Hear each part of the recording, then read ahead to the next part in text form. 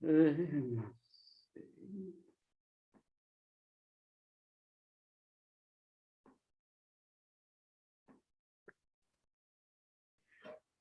and welcome to the Gaggle, where we challenge and, if necessary, destroy media narratives. Welcome to everyone on our super chat, YouTube super chat. As you can see, I'm here by myself, so you won't get to see Peter's dogs. So you just have to put up with me. So thank you all for joining me, and let's hope that we get through this without getting kicked off YouTube. So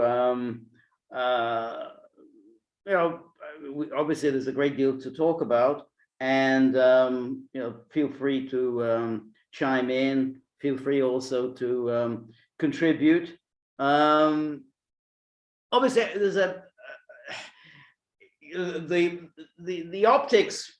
You know, for those of us who are critics of U.S. foreign policy, obviously the optics of this isn't terribly satisfying, because we're all very used to criticizing American foreign policy, and we denounce what America did in Yugoslavia. We denounce the invasion of Iraq. We denounce what happened to Libya, and not to mention everything else, the coups here, there, and everywhere. And here we are, suddenly, we have the United States and the United Kingdom and all the NATO crowd. They appear to have the high ground. They're the ones who are denouncing an aggressor state. They're the ones who are denouncing an invasion. They're the ones who, going before the United Nations, full of sound and fury, seeking to pass resolutions. Well, if we won't get the UN Security Council to pass this resolution, we'll get the General Assembly to pass this resolution. Oh, we have a guest from Africa, which is very nice, because it's we want this to be as universal, as global as possible. So it's really great that we have followers in Africa. That's really exciting. Anyway, so here we have the media, of course, going through the usual routine of hysteria, denouncing Russia, wall-to-wall coverage on television. The newspapers are giving over completely to coverage of Ukraine. So it's almost like the aftermath of 9/11, when everything was just given over to one subject, which was the 9/11 was the terrorist attacks. Now it's the Russian attack on the Ukraine. So we're just getting nonstop coverage. And so they say they seem to have the high moral ground because they say, well, Russia lied. Russia lied to us. Russia pretended to be engaging in diplomacy. Russia insisted that its forces were not really on Ukraine's borders. They were just carrying out routine exercises. This was routine drills. They did not mean to intend. They did not mean to intend to invade Ukraine. And so, therefore, we now have them saying bold-faced lie. And so those of us who have always been used to saying, oh, it's the United States that's been lying. It's lying about the weapons of mass destruction. It's lied about Saddam Hussein's involvement in 9/11. It lied about, Soleimani engaging in, about to conduct terrorist attacks against US targets, and on and on and on. We always did this. And now suddenly it's the United States that is, indignant that it's Russia who has lied to us, Russia who has misled us, Russia who has deceived us. Anyway, before I continue on this rant, we have a super chat already from M62259. Thank you so much. As we mentioned last week, it sounds like somebody from Get Smart TV show. So anyway, it says, it seems, judging by recent event, it seems Zelensky wants some kind of a US NATO intervention. Speaking of NATO General Jens Stoltenberg, please no general. He's a banker. Well, I guess you mean Secretary General. I see. Okay, you didn't have the secretary there, as if you're somehow a NATO general.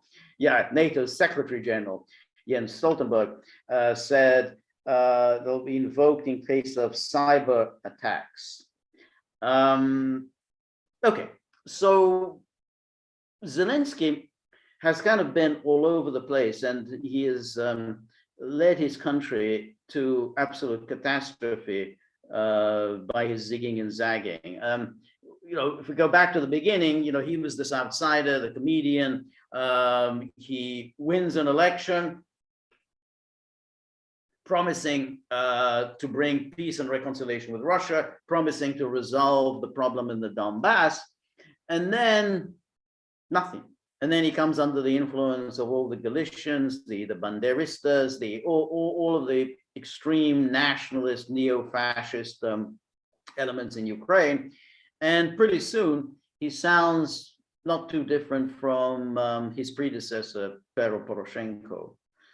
So, that's been his arc during his is it 2 now? It hasn't even been 3 years. So it's less than 3 years in power, and he kind of even in the run-up to the invasion, he seemed to be making light of it. He didn't seem to take it very seriously, and then he then took it very seriously, somewhat belatedly. But only when he realized the seriousness of the situation. But the worst moment came for him last weekend when, at the Munich Security Conference, he suggested that Ukraine would acquire nuclear weapons, that since the Budapest Memorandum of 1994 was no longer in effect, he claimed it was no longer in effect, Ukraine should just simply set about acquiring nuclear weapons. Now, Zelensky may well have been just shooting his mouth off. As I say, he's not a professional politician. I mean, he's a comedian. He's an actor. He's an entertainer. He just says things, and he probably didn't mean very much by it. But there was a problem by saying what he said, given already the tense relations between Ukraine and Russia, particularly Ukraine's failure to comply with the Minsk Accords, failure to even pretend to be complying with the Minsk Accords, by suggesting that A, he's going to continue with his campaign to try and join NATO, and then B, that he's going to acquire or develop nuclear weapons. he essentially persuaded the Russians that there was really no point in negotiating anything further with Zelensky. Zelensky was now lost. He was now clearly so much in the NATO Western neo-fascist camp that there's nothing more that could be done. So he, let me see, yeah. So basically, it was a fundamental blunder by him. I mean, it made me think of Hungary in 1956. I mean, Hungary. I mean, clearly, as the situation in Hungary was rapidly unraveling, with the communists really threatened to be thrown out of power, and therefore, in other words, Soviet rule was under threat in Hungary. Obviously, the Soviets felt that they needed to do something, because if Hungary goes, then then the rest of the Warsaw Pact would be threatened. And then Imre Nagy made the absolutely but the problem was that for the Soviet Union, it was difficult to justify an invasion. I mean, it's a very hard thing to do. I mean, you got to come up with an explanation. You can't just attack because you don't like this government. So they needed to come up with a good excuse. And Imre Nagy said that Hungary was going to withdraw from the Warsaw Pact. And that was it. That was what the Soviet Union was looking for. They said, that's it. Well, he's threatening us with withdrawal from the Warsaw Pact. Now, you might think, well, that's not a very big deal. But of course, it was a very big deal because, after all, you could say, okay, well, didn't de Gaulle, threaten to leave NATO? Yeah, that's right. But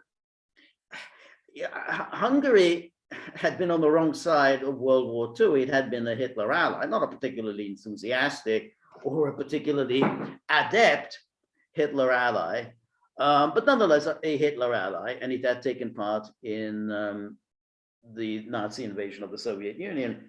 So if Hungary leaves the Warsaw Pact, and given that the Warsaw Pact itself was established in response to NATO's inviting West Germany to join, because that was what the Soviets were really concerned about, that a revanchist Germany now moves into NATO, essentially takes NATO over, and through its demands relaunches another war, but this time with NATO allies. So if you have West Germany in NATO, it's going to be joined by Hungary. So the old Axis powers are back together again within NATO. So it was an absolute blunder by Imre Nagy, but it served to justify the Soviet intervention. They said, okay, well,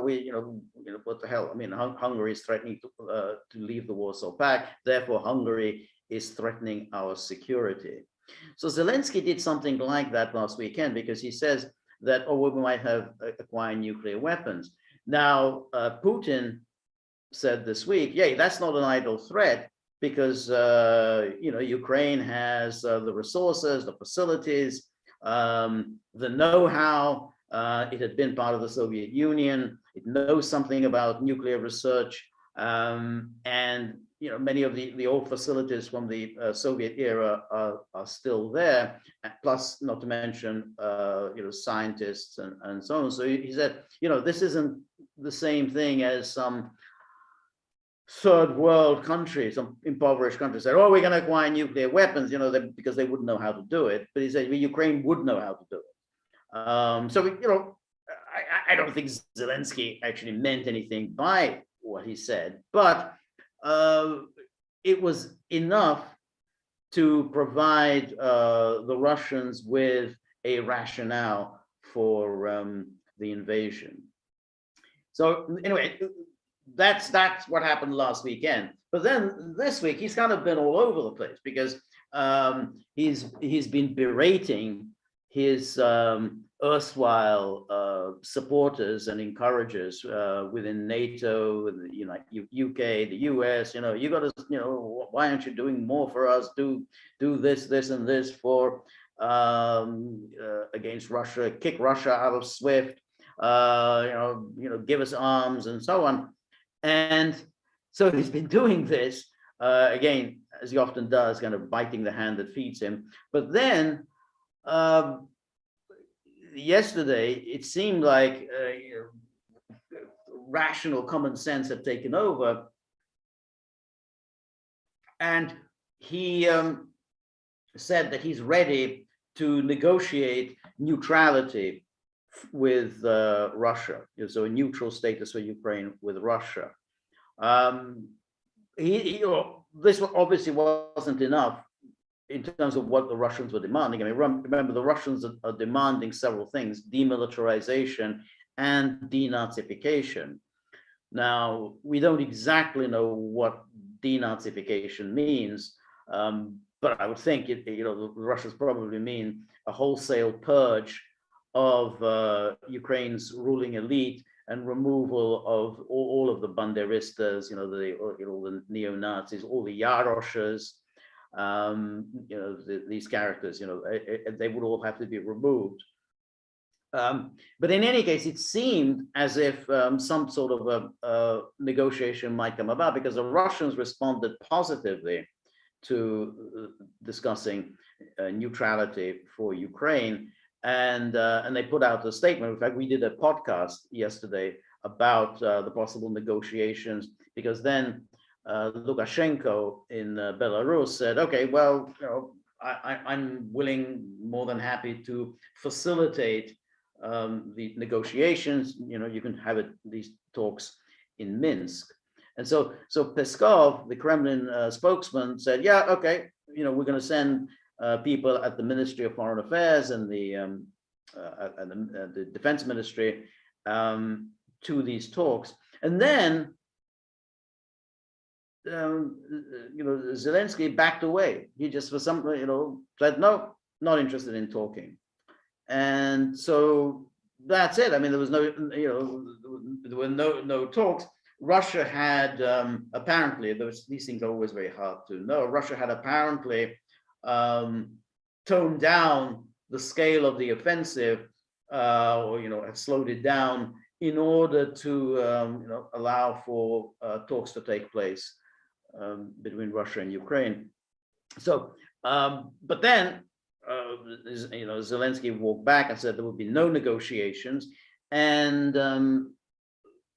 then Russia said, okay, we're going to now go back to our original offensive tempo, and that's, I think, what they're doing now. And then today, Zelensky sends out this ridiculous tweet saying, "Oh, thank you very much, President Erdogan, for closing the Dardanelles Strait to Russian warships." So this, of course, caused a huge commotion in the Twitter world. And we had all these journalists, breathless with excitement. Oh, Erdogan closes the straits to Russian shipping. And of course, the Turks very quickly issued a statement denying that, in fact, they had done this. Because, of course, that would be a very, very serious step if Erdogan were to close the Bosphorus, because in that case, Russia would almost certainly use force to get into the Black Sea, and therefore they would begin shooting at Turkey, which is a NATO member, and that would mean that the full-scale war between NATO and Russia would begin. So there's no question that the Americans would be telling Erdogan, no, under no circumstances do you close the Dardanelles. I mean, you just don't do it, because, if anything is guaranteed, because, remember, Biden has already ruled out getting into a shooting war with Russia over Ukraine. So, if he was going to have Erdogan now closing access to the Black Sea for Russian warships, that would definitely lead to a confrontation with Russia and Turkey, and that means a confrontation with Russia and NATO, and that's the last thing that Biden would want. So, there's no, Erdogan's not going to go down this path, and in fact, the statements that Erdogan has been putting out today is that he's willing to be the go-between between the Russians and Ukraine, and he's willing to sit down and even talk to Putin, see what's on his mind, and we can somehow work something out. So, but anyway, the point is that Zelensky did this. He sent out this message. A huge embarrassment was caused by it, but he's kind of trying to get other powers involved militarily on his behalf. Dangerous steps, because things will go wrong. I mean, all sorts of things can go wrong, and you don't want to start messing around.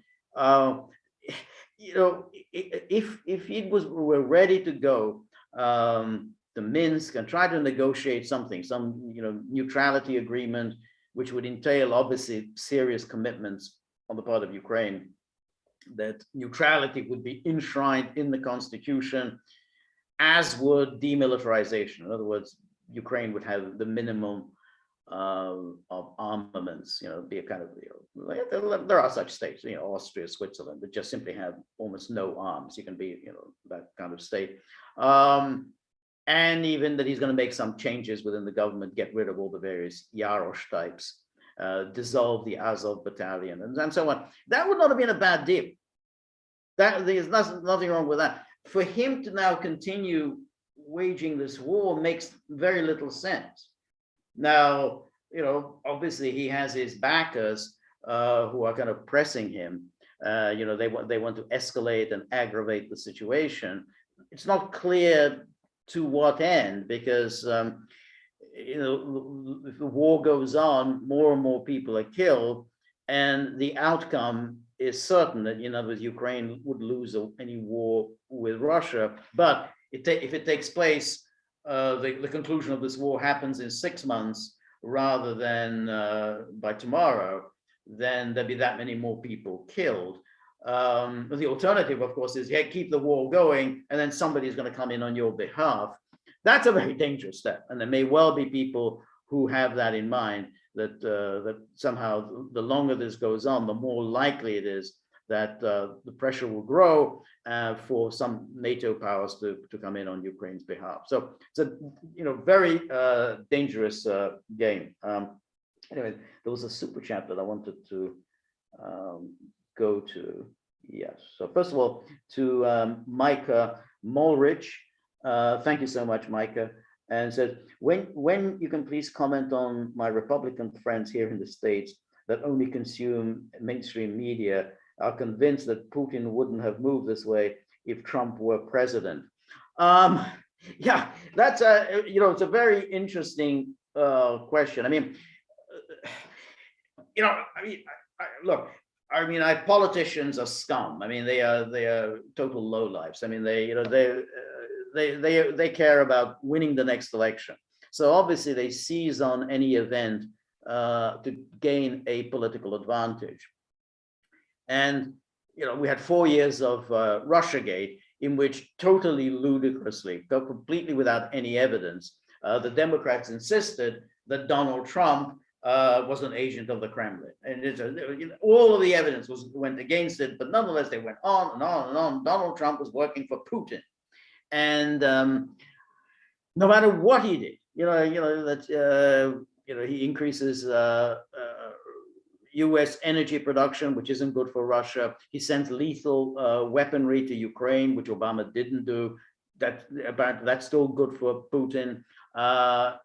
Anything, all the sanctions that he imposes, the diplomatic compounds that he seizes. Doesn't matter. Whatever Trump did, it was always he was working for Putin. Like Nancy Pelosi loved to repeat, all roads lead to Putin, all roads lead to Putin. Stupid, really, really stupid, obnoxiously stupid. Anyway, now, the Republicans think, hey, great, now we can play this little game, and we can accuse the Biden of essentially being so weak, so hapless, so ineffectual that Putin saw his opportunity and thought, well, I got this real weakling in the White House, so I think I can get away with anything. Whereas if I had a really tough guy like Trump to deal with, I wouldn't have embarked on this. This is all really deeply stupid.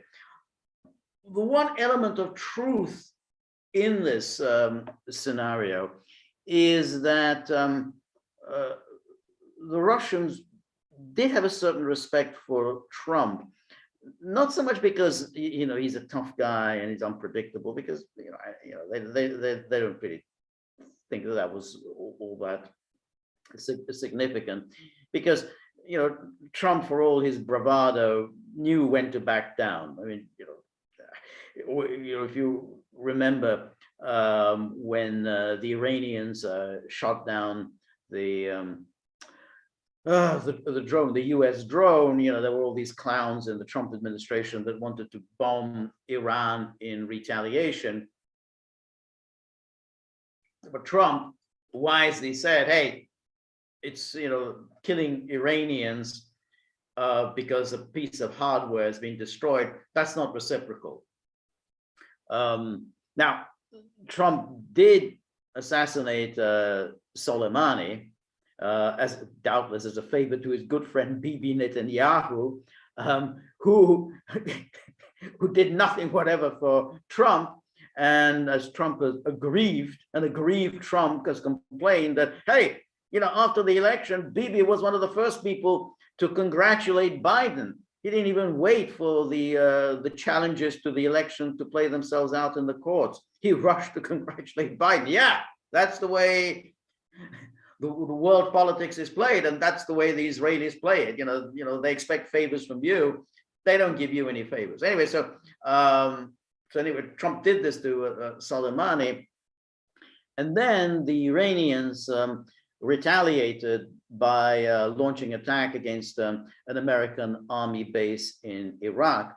Now, no one was killed in that attack. Nonetheless, I mean, there were American servicemen who were hurt as a result. Trump did not retaliate.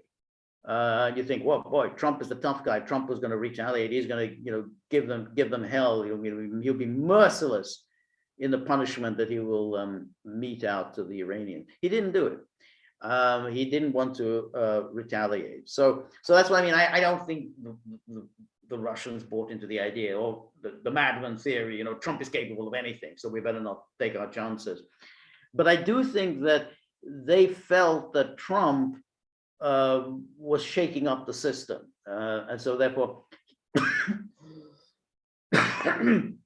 he came from, he was from outside of the foreign policy establishment. And so therefore, he wasn't wedded to the whole idea of American global leadership. He wasn't wedded to the idea of NATO, the great NATO, which, we all have to pray at the altar.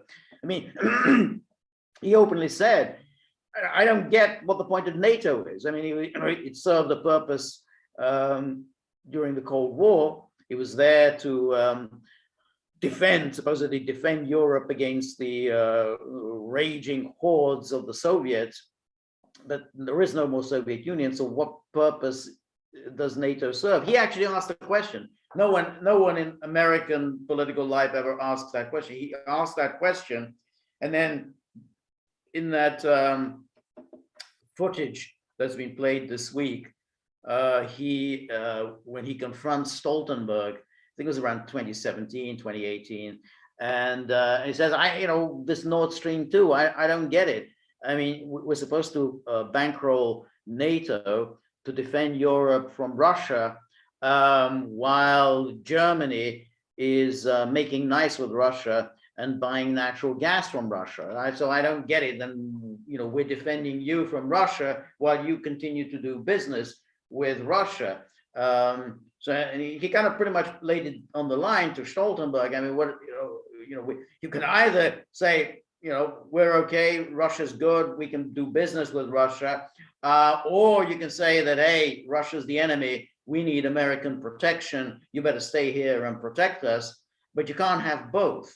I think Trump saw this, and the Russians saw that Trump saw this, so they had great hopes that Trump would somehow shake up the Western sort of security architecture. It didn't happen that way, of course, because through Russiagate, Trump's own kind of laziness, Trump's intellectual, I don't know, intellectual inadequacy. He hadn't really thought. He was an instinctual person. He hadn't thought things through properly. But anyway, they had hopes for Trump, and they were disappointed in Trump. They didn't have any hopes for Biden. I think with Biden, it meant that nothing will ever change. Everyone, the whole foreign policy establishment, the security apparatus, the military, the entire deep state was back in power. They'd had this brief pause. They kind of lost out through an outsider who kind of tried to shake up the system. Trump failed. Trump was discarded by this system, and now this is forever. This is what we've got is NATO forever. And I think that's the reason why they decided to move when Biden became president. I mean, there's just no point in waiting it out, because we can wait another 4 years. Maybe Trump will come back, maybe not. No evidence that Trump will be any different in 4 years' time than he was during his first term. And even if you get somebody else like Ron DeSantis, DeSantis will be pretty much part of the same security apparatus. So I think that's why the Russians just felt we had to break the mold. We have to somehow destroy this framework, which is really very seriously working against us. And Biden didn't help his cause by his divisiveness, by trying to divide the world between autocracies and democracies, with all his loose talk about Putin's a killer and everything else. So I think they just didn't like Biden. It was more of the same, but even more so. And I think that's why they moved when Biden became president rather than when Trump was around. But nonetheless, interestingly enough, with that whole the Democrats, the media who fawn on the Democrats, they'll still go on repeating, Trump was Putin's agent. Trump was Putin's agent. But even though they can't answer the very basic question, which is, well, if Trump were Putin's agent, why didn't Putin do this when Trump was in power? So that's it. Anyway, there was another super chat that I wanted to get to. Stephen Lathwell. Thank you very much, Stephen. And Stephen says, how difficult could it be to get a leadership that will nullify militias long term? Russia won't want to occupy long, but the West could still create chaos and arm militias without establishing order.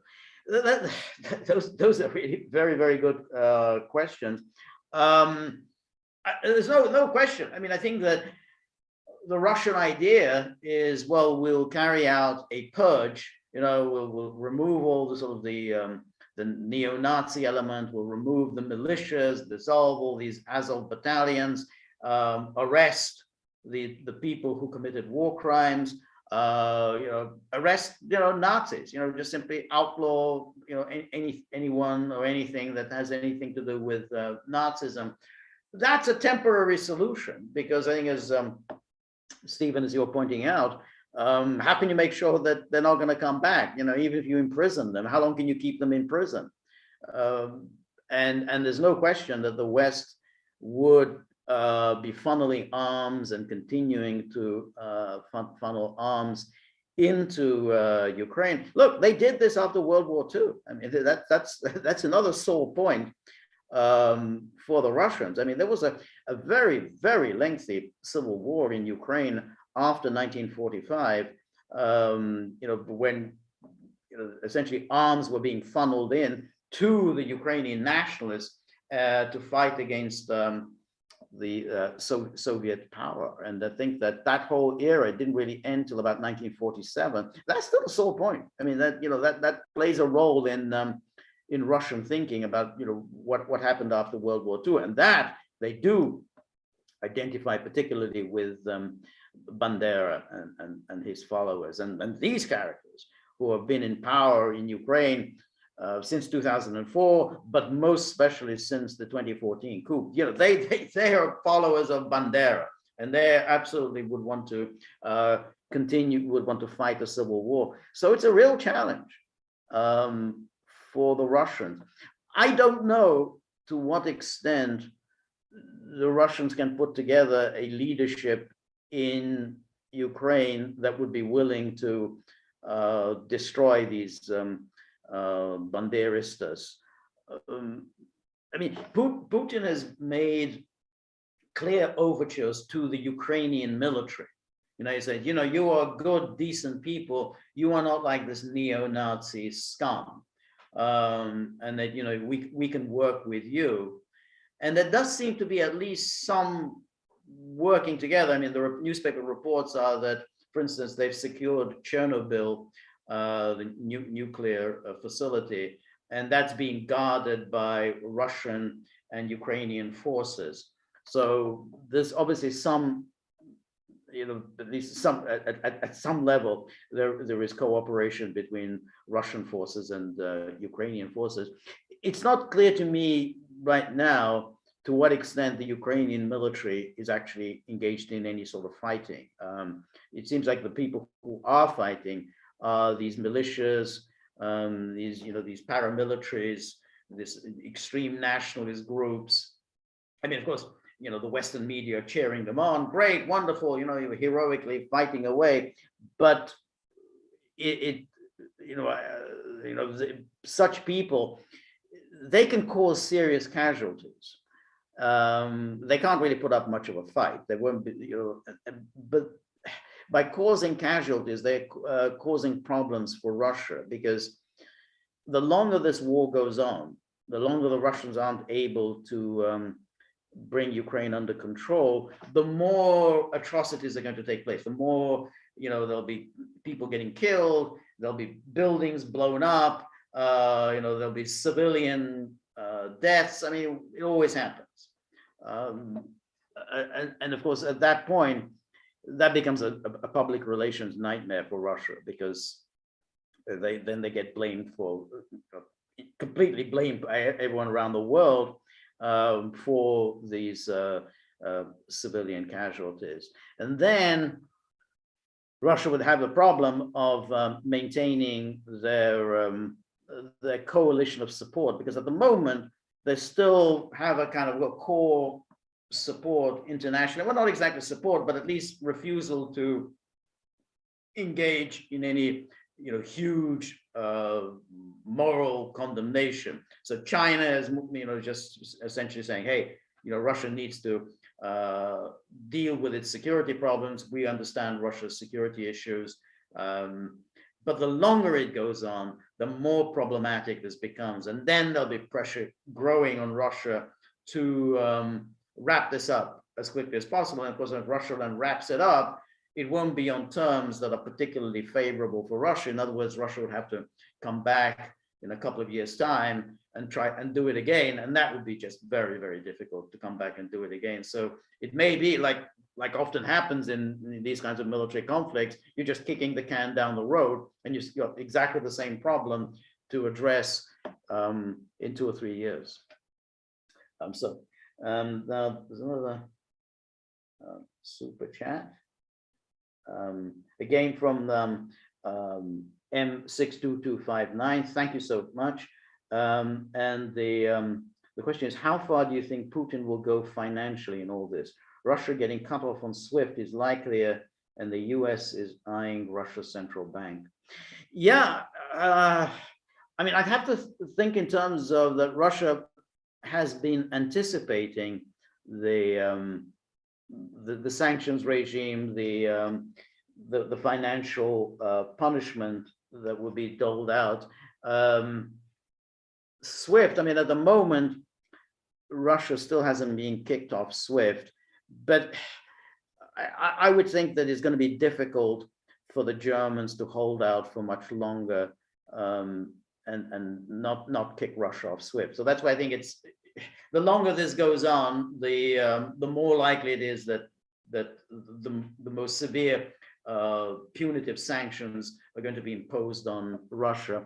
And I think it's, if it goes on into middle of next week, I think Russia will be kicked off SWIFT.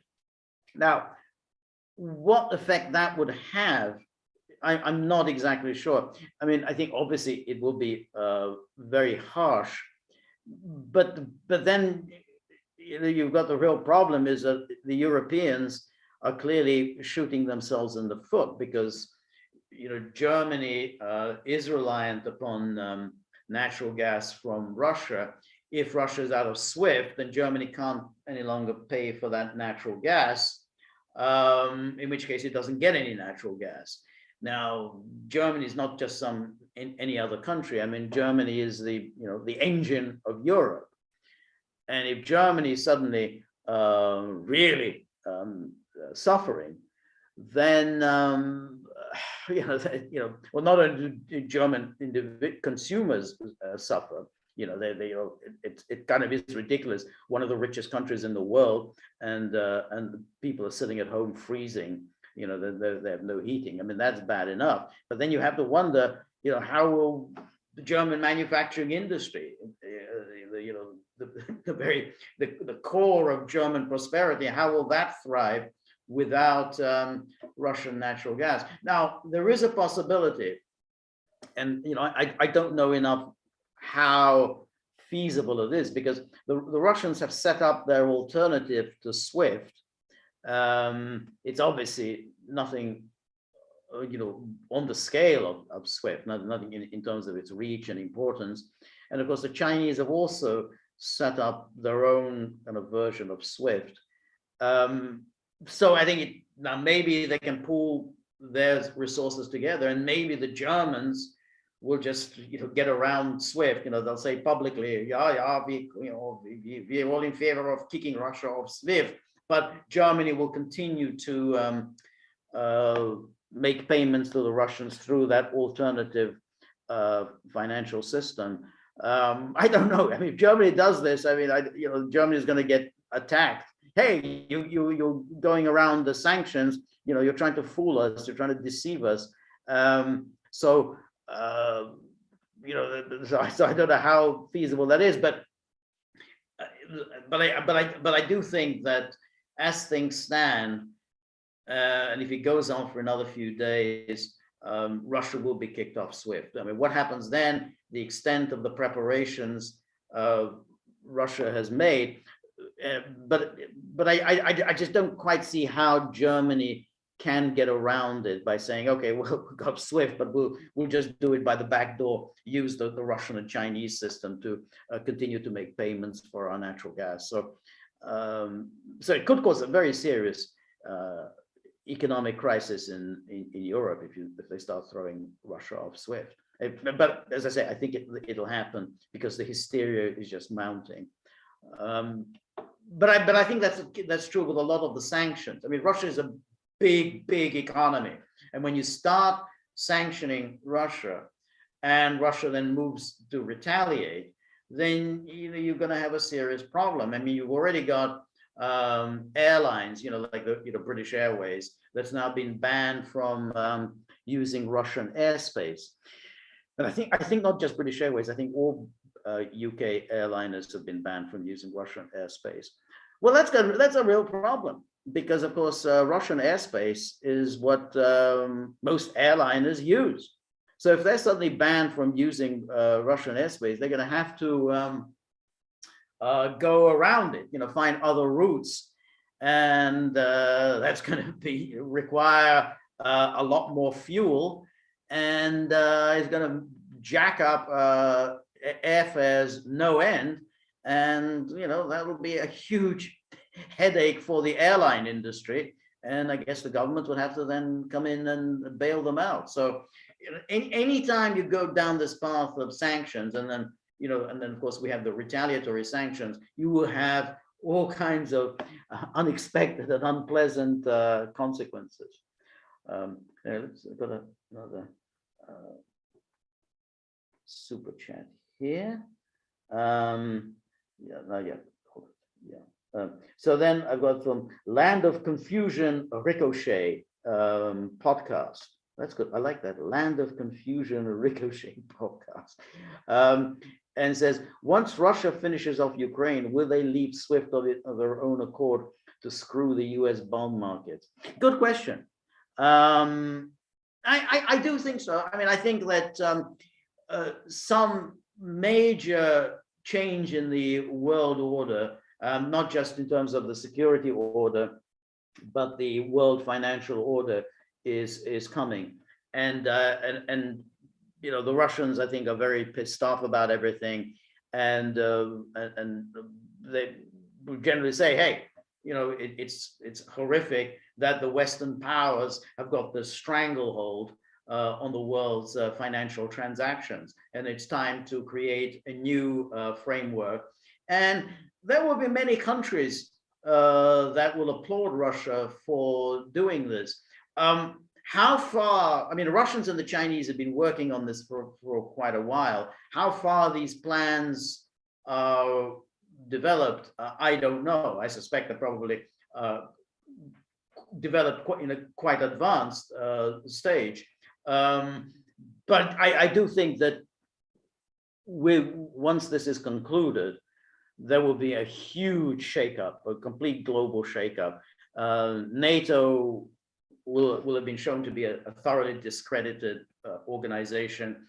Pressure is going to grow for rethinking, reimagining NATO, because NATO cannot go on like this.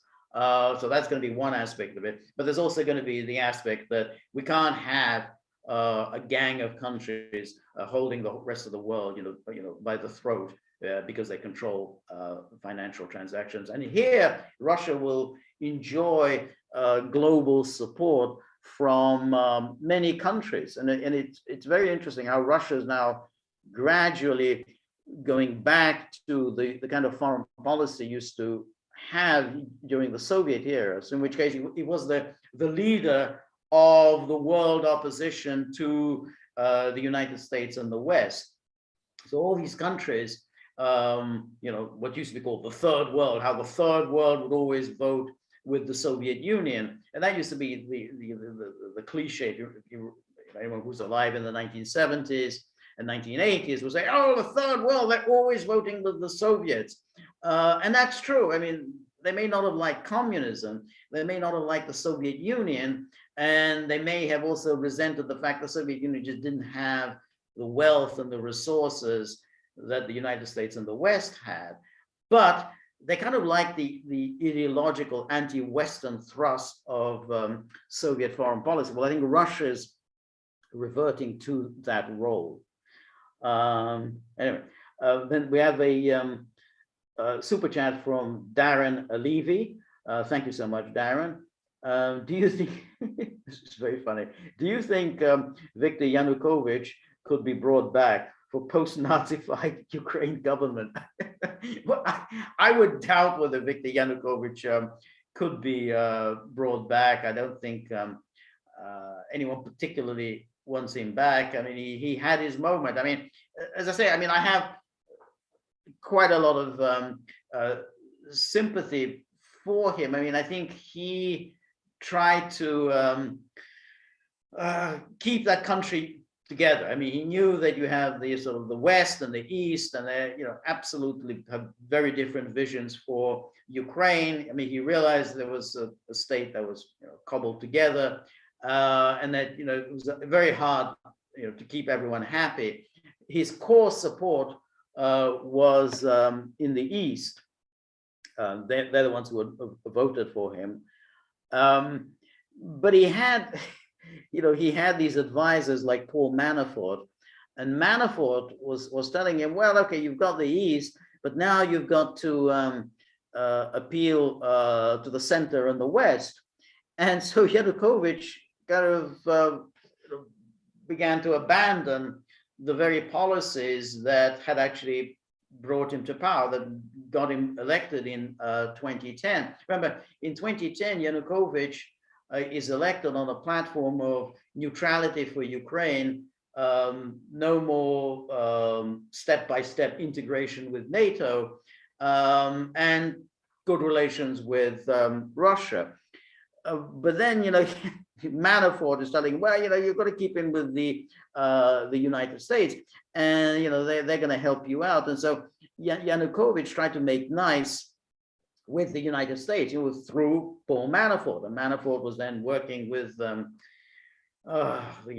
somebody will remember the guy who was the Hillary Clinton guy, big public relations wizard in Washington, and they were all working with Yanukovych, trying to get in nice with the U.S. government. The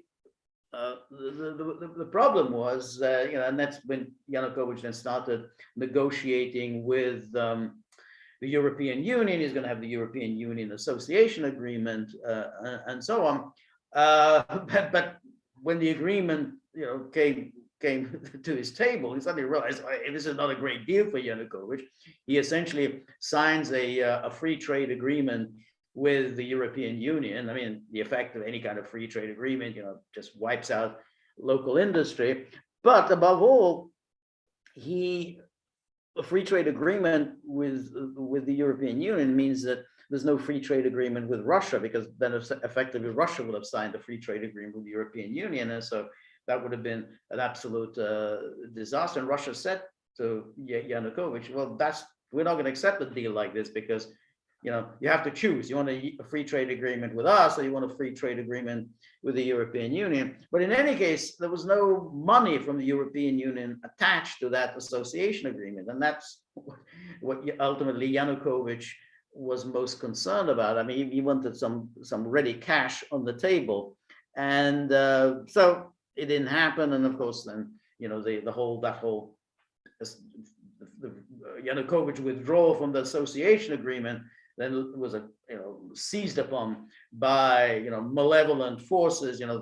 Obviously the Galicians, the Westernizers, the Russophobes. They seized on this as some huge national crisis, and the usual cast of suspects from the West poured in to Ukraine and said, you got to make a civilizational choice. You're either with Russia or with the European Union. And then of course there was this horrific, long protracted Maidan protests, and then ended in those sniper killings, almost certainly organized by foreign intelligence services in collusion with these neo-Nazi elements. So, and this was even known at the time. I mean, even the EU knew at the time Yanukovych was not responsible for those rooftop assassinations. So we have the situation. Now the problem is that Yanukovych was corrupt. Okay, I'm sure Yanukovych was corrupt. I doubt whether Yanukovych was any more corrupt than anyone else.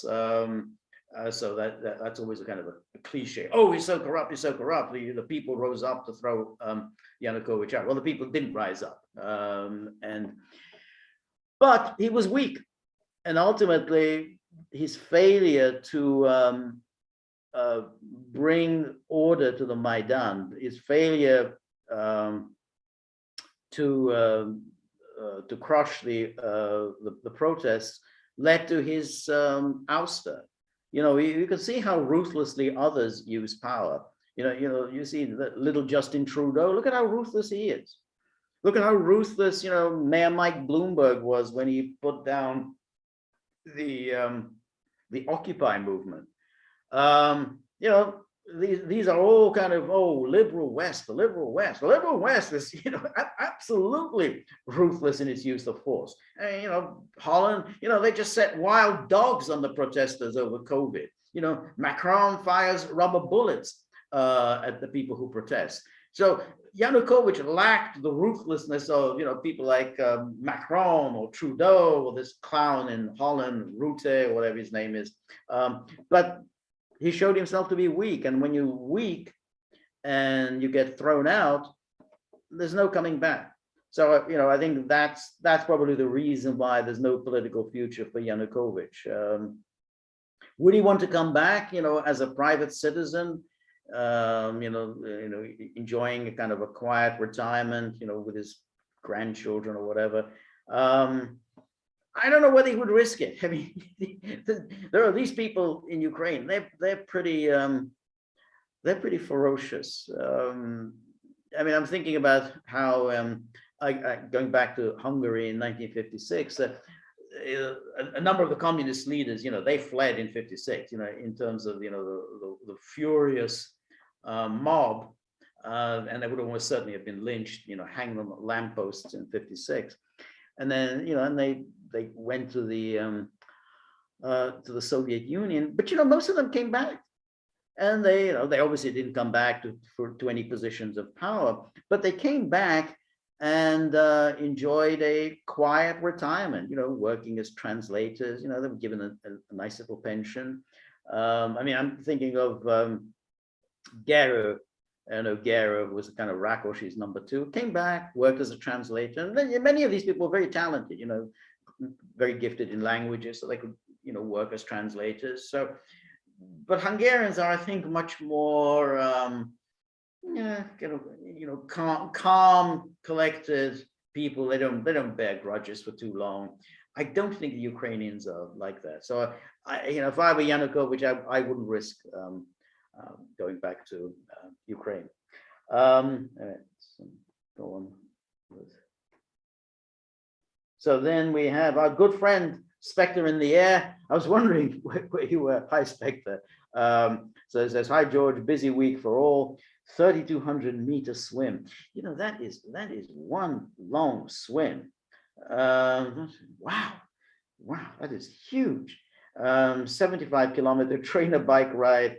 And then he says that Russia off SWIFT will come back to haunt US. Yeah, absolutely right. And dollar no longer reserve currency. Bad scene for the US. Yeah, no, I think that's absolutely right. I think there's no question that when you start imposing these kinds of sanctions, and the people don't really think that, first of all, the targets of the sanctions, retaliate, but you're discrediting the source of your power, which is the dollar as your reserve currency. That's why you can run all sorts of things. You can run trade deficits, you can run inflation, you can do anything you want as long as the dollar is the reserve currency. Once it ceases to be the reserve currency, then you have a lot of problems. You can't go on running these huge trade deficits and so on. So it's going to come back and definitely haunt the US. And I think that they are discrediting the dollar, because they're using the dollar in a very political way. And countries are obviously not going to put up with it. And China, for one, is clearly, using its financial power to create alternative reserve currencies. And I think it's already, those plans are already afoot. And I'm sure that within the next few years, they will get even more traction. So, nothing just is just left there. Everything always triggers retaliation. So, and so we have Patrick Carey. Thank you so much, Patrick. He says, the question I have is, what will happen to the dollar if Russia is kicked off? So, yeah, I think, I think it's going to be a disaster for everyone. I mean, they think that, it's just going to be a problem for Russia, and Russia is just so weak, and it's nothing more than a gas station armed with nuclear weapons. That ridiculous cliches from John McCain. No, Russia is a very powerful economy, and Russia has the means to retaliate. And I think it's going to really hurt the West. So, I mean, sanctions has become so much the go-to weapon of the West. I mean, it's an absolute obsession. I mean, if you just follow the media coverage. So if you want to know actually what is going on in Ukraine right now, you read the mainstream press. you can't figure out any, because there's no coverage of that. But there is endless coverage of is what's the latest sanctions measure that the West is imposing, and they never really think about what are going to be the consequences. I mean, as I said, you kick Russia off SWIFT, that's an immediate energy crisis. That's it. Boom. There's energy. I mean, Europe has not been prepared for this, and suddenly, boom, you got no energy. I have no idea how no one has any idea how the Europeans are going to cope with having absolutely no energy, and how Germany can continue to run the European economy without energy supply. They just don't think, hey, great, we'll just kick Russia off the SWIFT system. So, I mean, we already saw during this first round of sanctions in 2014 after Crimea, how Russia's retaliation hurt others. I mean, it hurt European farmers. European farmers. Russia was a great market. This is, French, would sell their agricultural produce to Russia. The Russians, liked all those French cheeses. But that's gone. That market's gone. I mean, the French farmers were very unhappy about it. And Russia is just basically producing now its own agriculture. And Peter will tell you, how much better now Russian domestic produce is than it was before, because Russians are now producing their own milk, their own cheeses and everything else. So that's it. You've lost the market. So that's an inevitable result of sanctions. So anyway, let's go on. So and then we have Quintin van Forstenbos. Thank you very much, Quintin. And he asks, do you think RT will be banned in the West? Yeah. I mean, I may I tend to be a pessimist, just like if you ask me, do you think Russia will be kicked off SWIFT? I said, yeah, I think it will be. Do you think RT will be banned in the West? Yeah, I think it will be. I think Australia has already banned RT. And I think, this is going to spread. The British have talked a lot about banning RT. And I think that, the Germans, they've already, put in all sorts of restrictions, the RT Deutsch, they refuse to give it a license and so on. So this will fuel the RT has already been hated for a long time. So this will give added fuel to everyone who's been hating RT. Great. Well, hey, we can't have Russian official government propaganda, in our country. We got to kick it, kick RT off. They never think, hey, well, when we had the invasion of Iraq, was that okay to have official U.S. government propaganda? That wasn't the problem.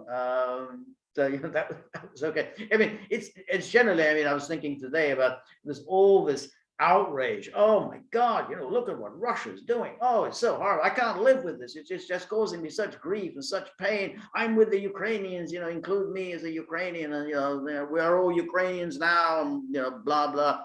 And well, where was the comparable outrage for the 2003? So we had 20 years of occupation of Afghanistan, all sorts of horrific atrocities that were perpetrated in Afghanistan. Where was the outrage over the years and years of occupation of Iraq? I mean, remember, 2011, United States leaves Iraq after 8 years of occupation. But then he comes back in 2014. They come back. So, and it's United States has been in Iraq since 2014. And to add insult to injury, I mean, the Iraqi parliament has actually asked the United States to leave Iraq. The United States said, no, we're not leaving. We're bloody well staying. So, all that is fine. No, there's no outrage here. We can live with that. But and it's particularly egregious because, after all, these are our governments, they're doing our bidding, they're acting in our name. So therefore we will have some influence. I mean, if we were to protest and express our outrage about what our government is doing in our name, that might have an effect. But instead, we're all getting outraged and hot under the collar about Russia. What's Russia doing? Russia doing? I can't live with it. But you can live with the crimes against Iraq. You can live with the crimes against Syrians. You can live with the crimes against Afghans. That's okay. But I can't live with Putin in Ukraine. So there's a lot of fraud about this. But given the hysteria, yeah, I think they're going to take RT off the air. Now, of course, you will still be able to get RT online. I think. I mean, I don't know whether they can actually ban RT for online, but I think I don't think any of the cable and carriers will carry it. So we have then a super chat from M62259. Thank you so much, M62259. Do you imagine Russia commanding a cyber attack as retaliation that can trigger Article 5, or was it all Stoltenberg bluff? Well, again, you have all these horrible idiots like Hillary Clinton. Of course, there are others. Oh yeah, let's launch a cyber attack on Russia, and there is again a lot of nonsensical talk about this. Now, so far, it seems like the Biden administration doesn't seem to want to go down this path. But there's no question, if the United States or the United Kingdom does launch a cyber attack on Russia, Russia will retaliate. And when you retaliate, this is serious stuff, because some a hydroelectric power station goes down, nuclear power station goes down, hospitals are left without electricity, traffic in the middle of New York is suddenly complete disaster. All the traffic lights go out. All sorts of terrible things could happen once you launch cyber attacks. I mean, thousands could be killed, through flooding, explosions, and so on. So you really don't want to go down this path of cyber attacks. But of course, awful idiots like Hillary Clinton are advocating this. And you got to remember, I mean, as I said at the beginning, I mean, I think politicians are lowlife and scum, but Hillary Clinton is a particularly lowlife, a scummy person, because she, I think, sees this as an opportunity for making a political comeback, because as a politician who seems like a has-been, for such a politician, war and all the crisis and terrible things that happen is an opportunity, because so if there's a cyber attack and then the Russians retaliate, then we're into a whole new ballgame, and a terrifying state of affairs. And then, it's up for grabs. Who's going to come to power? Remember, I mean, Churchill was a kind of a spent force, burnt out, has been, yesterday's man, until the start of World War II, and then. There it was. All the politicians turned to Churchill to lead the government. So I think she may think that, hey, if everything goes kaput, people will obviously blame Biden. They'll say Biden was a disaster, an incompetent president. They might even blame Trump. They say, oh well, Trump wasn't tough enough with Putin. And she might think that hey, this will be my opportunity. I don't think it will be. I think it's all pie in the sky, but I wouldn't put it past her to be thinking along those lines. So I think obviously it's in her interest to talk up belligerence. She wants this to escalate. She really wants to aggravate the situation. She just wants, things to get really, really messy, only for her own mean, nasty little political ambitions. So the question is, will there be cyber attacks? Could be. Just like, I was a pessimist on Swift. Yes, Swift will happen. RT, yes, RT will be taken off. Will there be cyber attacks? Yeah, could be, and it could get very, very, very nasty and very serious very quickly. So, anyway, and then we have Spectre in the air. Thank you so much, Spectre. I just get tired when I start thinking about those exercises that you take, and I really envy you. I was want to do things like that, but I never do it. Maybe out of laziness, or I don't know why, but I do admire people who exercise that much and so vigorously. So Spectre says Putin anti-globalist and anti-woke. He is right. West is decadent.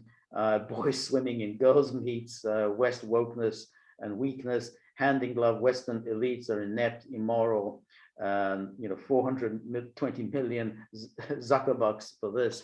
Yeah, that I agree, and I think it is very interesting. I mean, I don't expect that you may be referring to Putin's address at, was it 5:30 in the morning Moscow time, when he was announcing the start of military operations against Ukraine. He brought up the subject of the Western values and the values that they're trying to impose on us. And he brought up the issues of decadence and degradation and things that are unnatural and destructive of our traditional way of life.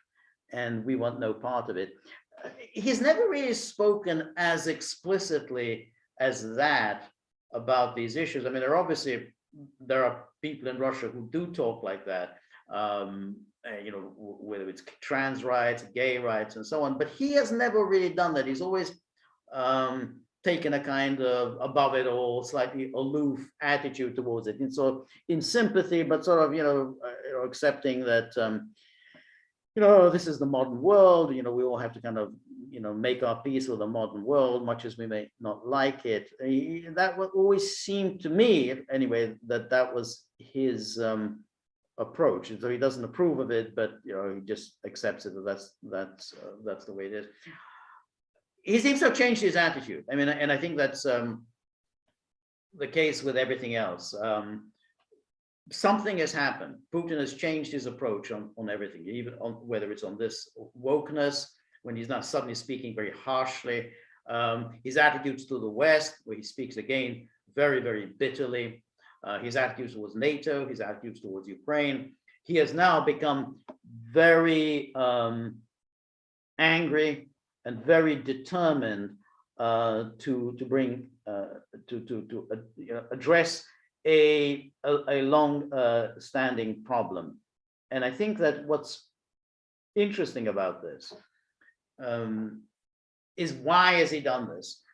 And my feeling is that he felt that Russia had to bite the bullet, because as time goes on, Russia grows weaker and weaker, not only because of NATO expansion, not only because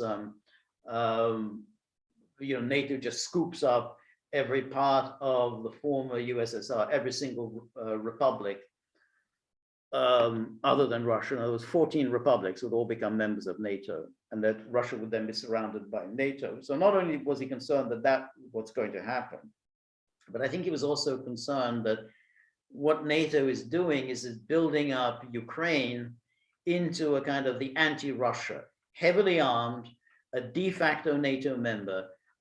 Its entire raison d'etre is hatred of Russia, and the fact that basically the culture civilization of Ukraine will be to eliminate all Russian influence from public life. No one gets to speak Russian, no one gets to learn Russian. Anything to do with Russia just simply gets dumped into warehouses, books, no, libraries no longer carry Russian books. In other words, complete elimination of Russia. And he thinks that within about a generation, it could work. And Ukraine would just be lost to the Russian world forever. And a kind of a Russophobic outpost of NATO, permanently on the brink of war against Russia. I think Putin felt that if this goes on, if he doesn't do anything, then geopolitically Russia is defeated, and Russia would just simply cease to be any kind of a great power or a great civilization.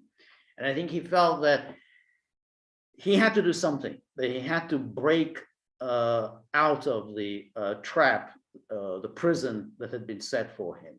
In other words, the West goes on talking to him, talk about this, talk about that. But in the meantime, they're just building this prison against Russia. And I think he felt that he had to break out of that. And it's going to be painful. I think he realized that, this is a man who he's not a crazy person. He's never been a crazy person. He's still a calm, rational, thoughtful person. But he knew that Russia's only hope is to break out of this prison, and that it would be painful, and that the consequences would be serious. He felt that this was the right moment. I think his alliance with China is something he's been working on assiduously all these years. So that, I think, it helps him out. He also feels that when it comes to missile technology, Russia now has an edge over the United States. So I thought this was the right time. And the truth is, with all situations in the world when things are going against you, you have to break out. And when you break out, it is very painful. But most politicians are very cowardly, and they don't want to do it. They prefer to just go along to get along, and they just don't make the decisions. And I mean, I was thinking about that today. Remember when Emmanuel Macron said in 2017 that NATO is brain dead, and what would have been required of him then was to break out of NATO, to break that whole prison, to destroy that NATO equation. He didn't do it. He didn't have the energy. He didn't have the resourcefulness. Didn't have the intelligence. He didn't do it. He did, because if you try to break out, it would be very painful. But it could be done. I mean, France could have just simply smashed NATO, but it would have been a big, painful process. He didn't do it. And but I think Putin did it. He knew this would be very painful and very risky. Incidentally, I have to say this is extremely risky. I mean, it's the whole thing could easily end in disaster for Russia. So but he felt that that was the risk he had to take, or just Russia ceases to be any kind of a significant force in world history. And let's remember, Putin's a man who has a very strong sense of history. He is very much aware that Russia has been around for centuries. It's been a great power for centuries. 1814, Tsar Alexander I marches into Paris, the victor over Napoleon. Stalin marches into Berlin in 1945. This is a great power, and you can't allow it to be just simply shoved aside. I think, I'm speculating here, obviously, but I'm just thinking about why did he take this huge risk? Something that could easily end in disaster. So I'm assuming that he's thinking of something along those lines. Anyway, we've got a question here from Kevin Dorr. Thank you so much, Kevin. And he says, I don't watch Fox except for Tucker. Me too. Someone else in the house has it on during the day. Its Ukraine coverage is indistinguishable from MSNBC and CNN. Yeah, I think so. I mean, although I said I don't watch anything else other than Tucker, I do, keep the television on, even though it's on mute, after Tucker is done. So I kind of see what's on Hannity, and then I see what's on Ingram, even though I don't have the sound on. And I can see that they've now reverted to the most idiotic Cold War nonsense imaginable. And I mean, obviously, partly it's because they think they can gain some political mileage out of it. You know, they can say, oh, it's all, you know, Biden is such a weed, he's so feeble, you know, Putin has contempt for him. That's the only reason why Putin did this, because he knew he wouldn't get any resistance from Biden. But I think ultimately they were always neocons, they were always interventionists, they've always been big military budget, American global supremacy underlying it all. They pretended to be Trumpians, they pretended to be kind of America first. In other words, America addresses its domestic problems, you know, stops policing the world, stop getting involved in all sorts of conflicts. They pretended in 2015, 2016 that they were Trumpians. Now it's all come back. You know, absolute hysteria over Russia. You know, we've got to stand up to Russia. You know, going back to this, the stupidest possible ideas. And of course, what is really disgusting about all of these people is that, well, what's your plan? I mean, what do you keep saying, oh, you know, Biden, you know, is so weak. What would you want to do? Are you planning on going to war with Russia? Oh, no, don't go to war with Russia. No one is saying go to war with Russia. Oh, no. Well, if you're not going to go to war with Russia, then what are you going to do? You're going to keep just pouring arms into Ukraine, so you know you're going to fight to the last Ukrainian? Well, what kind of idiocy is that? Russia's not going to stop. It's clear Russia isn't going to stop. I mean, the whole idea that this is going to act as a deterrent to Putin, well, it's not going to act as a deterrent. I mean, if Russia thinks that this is an absolute vital national interest, and it obviously is a matter of vital national interest, it isn't going to stop. So you can pour in whatever military aid you want to Ukraine. The only thing that it guarantees is the Russians are actually going to pour in more forces into Ukraine, and they're going to impose even harsher punishment on Ukraine. It's the same thing with all this talk now. Oh, we're going to send in arms to Ukraine. What are you going to do? I mean, Russia controls the airspace above Ukraine. I mean, I'm assuming by now they're controlling the airspace above Ukraine. So how are you going to get all this weaponry into Ukraine? I mean, aircraft, bringing in arms, tanks or whatever from the West, they're going to be shot out of the sky by the Russians. Same thing, you're going to send in a convoy of armored personnel carriers or a convoy of tanks. What do you think is going to happen? The Russians are just going to destroy it. Either they're going to destroy it or they're just going to appropriate it for themselves. I mean, this is just nonsense. I mean, none of these people ever even think through what the implications of any of this are. And the one thing that they absolutely never do is to say, look, the important thing now is to stop the killing. What can stop the killing?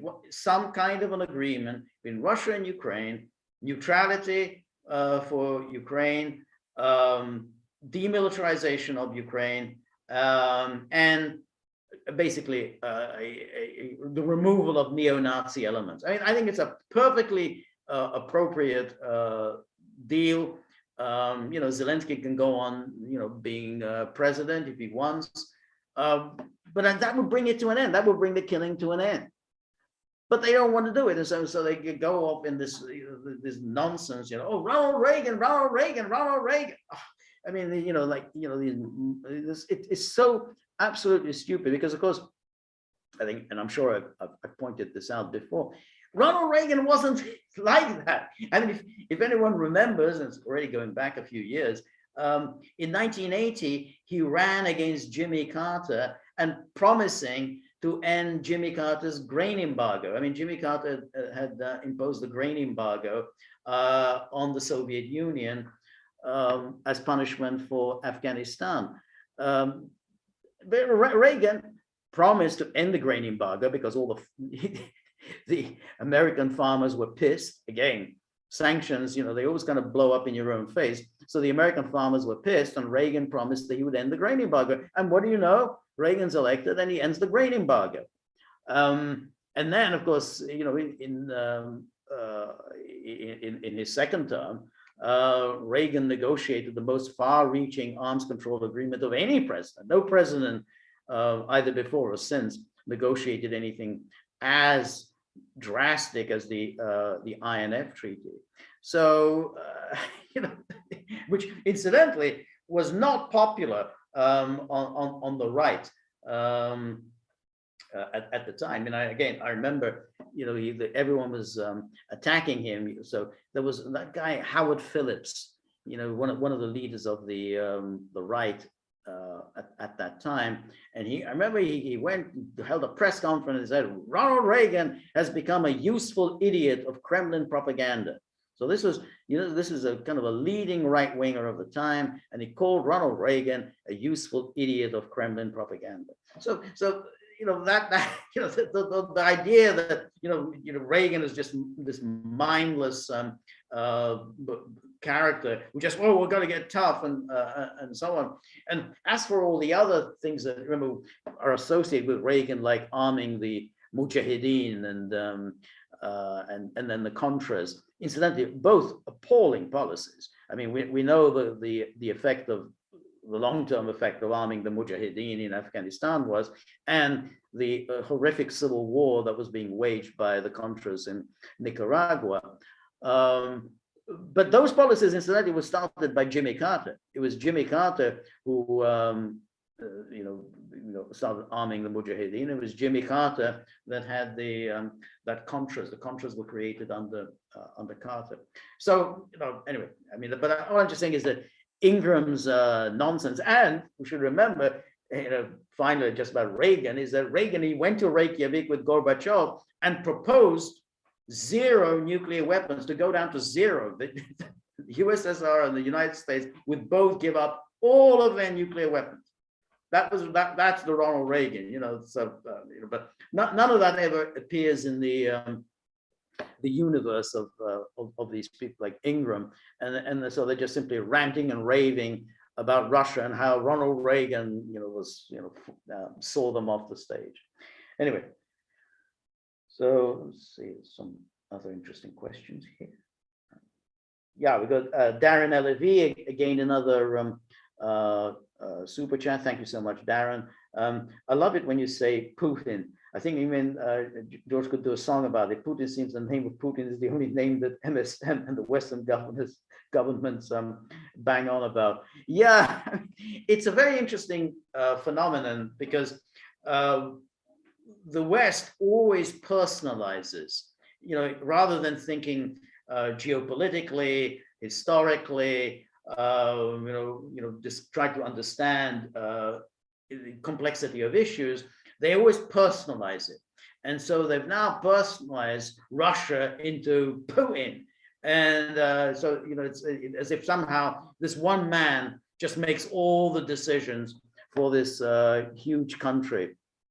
But it enables them to demonize a country, because, after all, humans understand what they understand. They understand other individuals. You like some people, you don't like some other people, you regard somebody as your enemy, you regard somebody as your friend. So when you personalize things, it gets you to understand an issue. Okay, Russia, what do I know about Russia? If you tell them that, well, I don't know, it's a big country, lots of people in it, and they have this strange religion, and I'm not even sure, who all the people are who live there, and one part of it is here, right in almost touching the United States, and then another part of it is right in the Baltic Sea. It's too complicated to think about. But if you tell them, okay, you don't have to know anything about Russia, all you have to know about is Putin, and then they give you a shot of Putin, in which he's looking suitably grim and unfriendly, and that's all you need to know. And we have the same thing, before, when we had Iraq. Okay, well, Iraq. Oh, well, that's Saddam Hussein. Saddam Hussein. And then you see a picture of Saddam Hussein, again, looking sinister with that thick mustache. Or, you had, before that, the days of Slobodan Milosevic. Again, you personalize everything. You said, oh, well, the person, there's one person in the Balkans who's responsible for all the terrible things you see. It's Slobodan Milosevic. And then again, they show a picture of Milosevic looking a little disdainful. You always have to pick up a photograph in which this person that you're trying to get everyone to hate, it kind of looks disdainful, arrogant. And in the case of Milosevic, he had that, it was an old-fashioned look. Again, if people who kind of remember, it was the way communists, Eastern European communists in particular, used to look in the 1960s. They kind of looked like tough working men, not too big, but they were brawny, and then had these very tough looking faces. And Milosevic was a throwback. He looked like that. He didn't look like the kind of the trendy characters who kind of emerged in the 1980s. Not so much the Gorbachev types, but the sort of the people who kind of took over in the late 80s, some of the East European, what was he? The Hungarian guy, I think Posh guy Imre, kind of friendly, kind of even trendy. And the guy, the Croatian guy, Mesic, not so much Tudjman, but Mesic. He had this designer haircut. There was a Pole as well like that, who had this also that designer, fashionable Western haircut. Milosevic would just look like a throwback to a different era, but it's very good to demonize. You have to get people to hate what they understand. If they don't understand something, they can't hate it. So that's but there's no question they've got everyone now hating Putin. Of course, people forget that Putin used to have quite friendly relations with Western leaders. You remember he came to visit Crawford, Texas, and saw George W. Bush. Used to have fun with George W. Bush, and then Bush visited Moscow, and again they had a good time. Bush and Putin, so they kind of enjoyed themselves. So there was a time when Putin was not hated, and people sort of looked upon him as not a bad guy. But no one really remembers that. Now you just have this tough-looking character with a kind of sneering expression on his face. So let's see. Other questions here.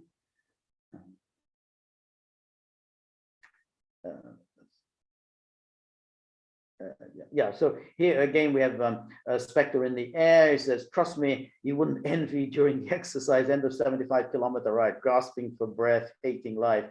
Better now that's over, better than chain smoking. Well, I don't doubt that. I absolutely hate it, but I admire people who persevere. I mean, that's the thing about exercise. I mean, who the hell likes it? I mean, you feel so awful during it, but at the end, you feel, hey, I've done something good. I'm healthier and than I was. I endured it all. So that's why I admire so much people who actually have the strength of purpose, strength of mind to keep doing this, even though it hurts like hell. And then again, another question from Spectre in the Air, who says, I think Putin just got tired of Western monkeying about with Ukraine.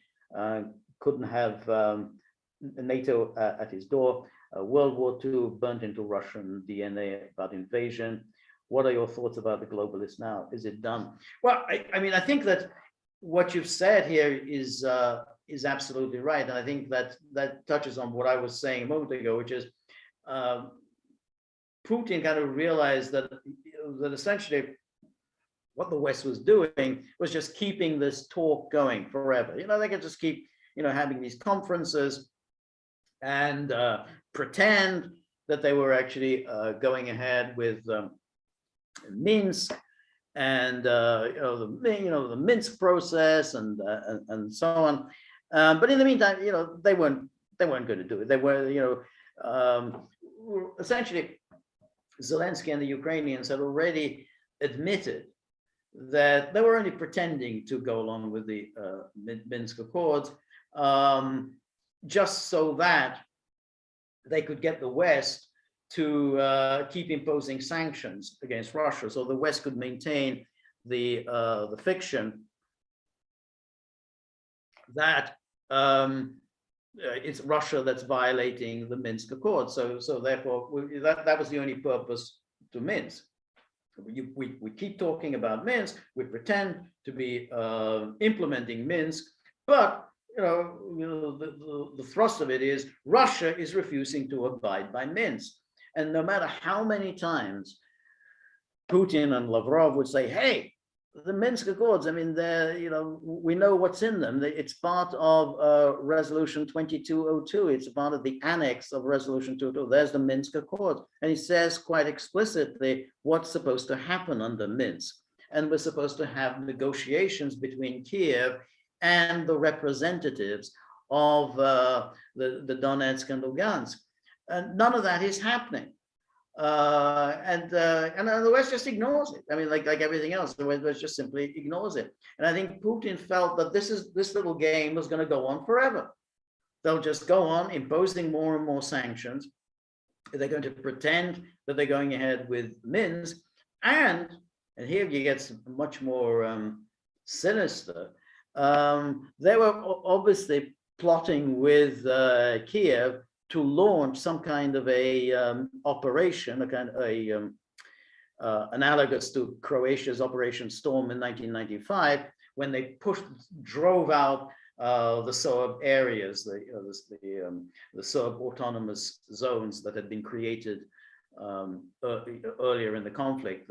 Basically, they destroyed these autonomous zones and pushed many Serbs out of Croatia. And I think that something like that was in the works. There's no question. I mean, NATO was just pouring in weapons. They were pouring in their military advisors. There were trainers, and they were clearly working with Ukraine in order to get the Donbass back, to mount some kind of a speed lightning operation, drive out the residents of Donetsk and Lugansk, and then it would be reincorporated into Ukraine. That was the plan. And if that had happened, yes, Russia would have intervened, but then it would have been too late. I mean, then it would have been a much more difficult operation, likely to lead to very serious casualties. And it would also be very humiliating for Russia, because Russia had been the protector. You are the protector of these people. They're after all Russians. They identify with Russia. They've been repeatedly pleading with Moscow, please help us, please incorporate us within the Russian Federation. And instead of that, you just stood by and did nothing while Kiev mounted this offensive. That was the plan. And there's no question that during this time, NATO, we're just going to keep talking, just keep blabbing away, keep us going. In the meantime, they're plotting to retake the Donbass. So I think he did get really fed up with this, and then felt he had to act in order to break this this equation. So that, what happens now? I mean, that's a really really interesting question. Whichever way it goes, NATO has been absolutely discredited. Its program of expansion is really just lying in tatters. I mean, it can't go back to start advocating expansion. It can respond by, and this might happen, decide, oh, well, we will now pour in a lot more weaponry, missiles into the East European NATO member states. That's a dangerous step for NATO to take, because if you remember, Putin's demands in December, those two draft treaties that he had presented, Well, one of them was obviously no more NATO expansion. Another one was no missile deployments anywhere around our country from where you can actually reach Russian territory. And the third demand was that NATO infrastructure that had been built up in Eastern Europe since 1997 has to be dismantled. Now, you obviously can't expect them to dismantle everything overnight, but if they have been pouring in additional infrastructure and weaponry into these countries that border Russia, then Putin turns around and says, I'm taking those things out.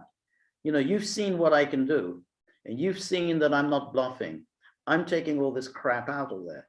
I'm going to destroy these airfields. I'm going to destroy all these radar stations. I'm going to destroy all this electronic surveillance facilities. I'm going to destroy arms depots, all the heavy artillery you've got here. I'm going to destroy it all. But you have a choice. You can just shift it out of there. Take it out, and I won't destroy it. Now, that's a interesting kind of situation then for NATO, because in those circumstances, if they can insist, hey, we're going to keep it here, then Putin says, fine, well, I'm going to destroy it. I'm going to give you, any day now, I'm going to give you a 2-hour notice and say we're going to bomb or we're going to launch our missiles within 2 hours.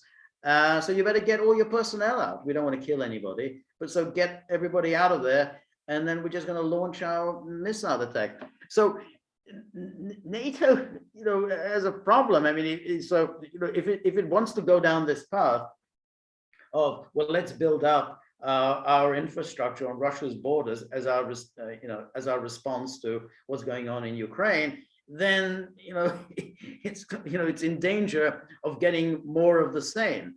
And again, Putin has now shown he's not bluffing. So again, that's one of the reasons why Putin, I think, undertook this is to show he wasn't bluffing. Because up until then, I mean, people think, well, but he's just bluffing. Russians are just usual kind of bluster, and then they'll forget about it. So he's not bluffing. So what happens to globalism? That's a really interesting question. I think that we're going to start moving into different blocks. I mean, we have now the Russia-China bloc, which I think will be increasingly a kind of a military bloc. I think the Russian Chinese military are going to become increasingly integrated. It won't be a formal military alliance, but I think it'll be increasingly integrated. But I think there's also going to be an economic financial bloc in response to these sanctions. I mean, you keep imposing all these sanctions, and you've already shown your hand. That means your adversaries are going to say, hey, we need to create our own system to get away from any kind of vulnerability to the sanctions regime. So I think it's going to be a bad thing for globalization, but a good thing for the rest of the world. I think it's always good to have more than one center of power, as it was, I think, during the Cold War. And unfortunately, after the Cold War, we had the unipolar moment, which of course was an absolute catastrophe. And we're kind of moving away from that, in the process of moving away from that unipolar moment. Let's see, something else that I saw. No, okay. Oh yes, yeah, there was another one. So, yeah, this is Darren Levy again. Thank you so much, Darren. Darren says, I was due to visit some family in Estonia in June. Looks like NATO and UK government is trying to stockpile weapons in Estonia. Yeah, I think so. They're doing it. Very dangerous move, because of course Estonia is very close to Russia. I mean, Estonia, essentially, it's almost like a suburb of St. Petersburg, which is, of course, Russia's capital in the north. So if you start stockpiling there, the Russians feel, hey, this is awfully close to us. You've got heavy military equipment, essentially in St. Petersburg suburb. We aren't really going to tolerate this. And this is the point that Russia's position is a reasonable one. This is exactly the position that the United States took during Cuban Missile Crisis, which is we are not going to tolerate missiles 90 miles off the coast of Florida. And the whole idea, that if Cuba were to say, well, we're a sovereign country, we're a member of the United Nations, we have a right to have missiles on our territory. And incidentally, Cuba did have some rights to have missiles on their territory. After all, Cuba a year earlier had been subject to a US-sponsored invasion with the Bay of Pigs. So, they had reasonable fears that the United States might be about to launch another invasion. So they went to the Soviets and said, hey, can you help us out? But anyway, the point was that argument that Cuba is a sovereign country and that Cuba can host missiles for its own security and no other country can have any damn say about it. Well, that's not what the American attitude was. The American attitude was, you take those missiles out of there. We're not going to put up with missiles 90 miles off the coast of Florida. And that was it. I mean, you could make all the legalistic arguments that you want, that Cuba has a right to do whatever you want. Cuba has, whatever the security, and the Soviet Union is a sovereign country and can deploy its missiles wherever it wants, as long as it's with the consent of a host country. The American position was, we don't care about any of that. We just want them out of there. So you take them out or we will. No one in the United States at the time thought, this is really outrageous. You're telling other countries what to do. Who the hell are you to tell any other countries what to do? Well, that's a position, that the West is taking with Russia. Or who are you to tell it what to do? Or, if Estonia wants to have, airfields on its, on its country, and and to have,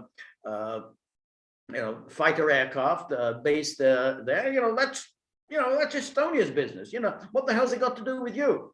Well, that's that's the point. Russia cannot tolerate this. Because if it finds itself completely surrounded by hostile, heavily armed states, it's not going to be fobbed off with nonsense from Boris Johnson and Jens Stoltenberg about, well, NATO is a defensive alliance. We are defensive. We never harm anyone. And of course, just and then somebody's supposed to accept this and say, well, if you say you're defensive, well, you're defensive. It's the whole idea that if you say something about yourself, then others are expected to believe it when it's manifestly obvious that you are not a defensive alliance, you are an aggressive alliance, and you are building a hostile constellation of heavily armed states on our borders. And I think it goes back to what I've been saying, which is, I think Putin realized that this is going to go on, that we're not going to negotiate seriously about Minsk. This was just simply make-believe, kind of just to show the world, oh yeah, we believe in peace agreements, we believe in all these things, but they weren't taking this seriously. Almost certainly they were planning some kind of a lightning strike military operation a la Operation Storm to take back the Donbass while all this was going on. And this goes back to, I think, the point that I wanted to start with. What all these years, all of this post-Cold War years, I mean, Russia has had the better of the arguments. They would go to all these forums and then they'd say, well, you bombed Yugoslavia, and that was a violation of the United Nations Charter. It was a violation of the NATO charter. It was a violation of any number of agreements that had been signed. Okay, good argument. Who cares? Well, you promised that there would be no NATO expansion. You said not 1 inch eastward. You made all these commitments to Gorbachev. Who cares? That's it. The West just shrugs his shoulder. Yeah, okay, fine. Say, well, you invaded Iraq. You didn't get United Nations sanction to allow you in Iraq. It's a violation of international law, violation of the United Nations Charter. You invaded an occupied Iraq. Okay, good, fine. And so you're in Syria. You're working with terrorists in Syria. The sovereign legal government of Syria has not approved your presence in Syria. Okay. The point is, Russia's been making all these very good arguments, great debaters' points, wonderful. We can all listen to that. Yeah, I agree. Really good point.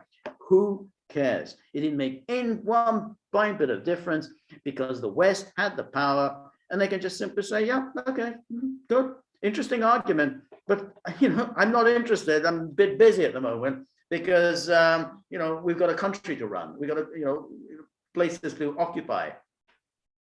So what Russia now did is to take a leaf out of the United States' book. Yeah, we're going to do it. And you can make all of your very good legal arguments now. You can talk all you want about the UN Charter and that Ukraine is a sovereign independent country and that this is aggression and so on. You make all these arguments. Fascinating, really, really interesting, these arguments.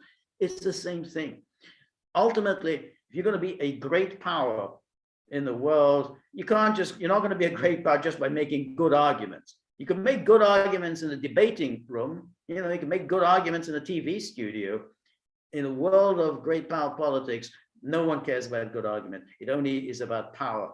And so, the people who confront the Russians, oh, well, hey, you violated this and you violated that. The Russia says we're not interested. We're just acting in our own self-interest. And I think that's really the lesson here, is that it just doesn't matter that we've lost the high ground, because we had the high ground all these years. We had the high ground. We were able to point to Western hypocrisy. We were able to point to all the Western violations of the United Nations Charter, and now we've lost the high ground. Maybe. And the Western high ground is lost, but you've asserted yourself, and you've shaken up a system that was clearly moving in a direction that was very detrimental to Russia's long-term national interests and historical, its survival as a great power. They've shaken that system. That system has gone. The post-Cold War system has gone. Did Russia lie? Did Russia deceive us? Yeah, they did lie to us. Is this aggression? Yeah, pretty much. Are they violating the UN Charter? Yeah, probably. But they've shaken up the world, and I think that's the big the big takeaway from everything that has happened. All right. Well, I think we've been going for a couple of hours. It's been a lot of fun. So thank you, everybody who joined me. We took a risk. We took a risk with YouTube. We'll see what happens. If YouTube closes us down, well, we did our best. We stood our ground. We were courageous, but we'll see what happens.